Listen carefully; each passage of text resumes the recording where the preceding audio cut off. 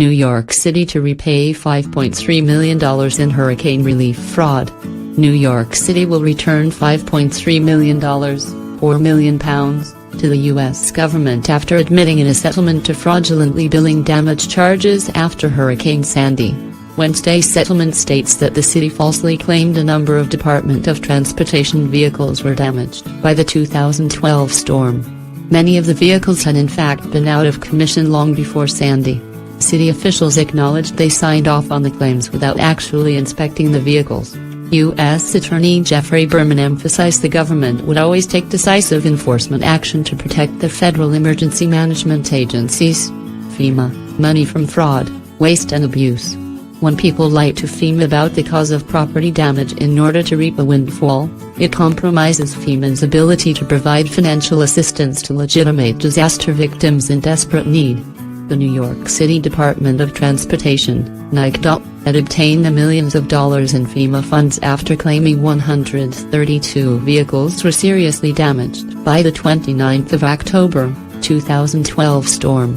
Over a dozen U.S. states were affected by Hurricane Sandy. The total damage costs were $71 billion, according to the National Oceanic and Atmospheric Administration, NOAA, making Sandy the fourth costliest hurricane on record. In 2012, New York Governor Andrew Cuomo estimated the state's damage amounted to over $32 billion. But according to federal prosecutors, NYCDOT officials made no effort to inspect the vehicles or otherwise determine whether any reported damage was attributable to Sandy. The claims list included 7 paving vehicles that the city had already classified as non-operational, some as early as 2009, as well as trash equipment taken out of service in 2010. A NYCDOT employee notified the commissioner that some of the vehicles were not actually eligible for FEMA funding in June 2014, but the city did not notify the federal agency until the official investigation. As a result of these false certifications, FEMA paid the city millions of dollars to which it was not entitled, the complaint stated.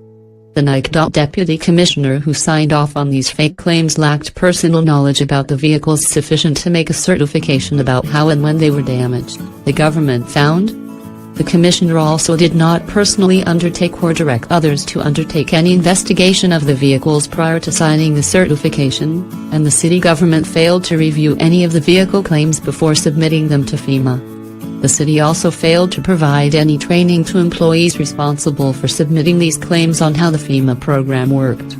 New York City will now return the funds it has used via a cash payment of $4.1 million, and will not be awarded an additional $1.7 million that had been previously approved by FEMA. A judge must still approve the settlement. The U.S. Attorney's statement also notes that the city withdrew some $3.1 million in other requests during the course of the investigation, acknowledging the costs were ineligible for reimbursement. Over 100 residents in the New York and New Jersey region have been charged with similar instances of disaster relief fraud in the years following Hurricane Sandy.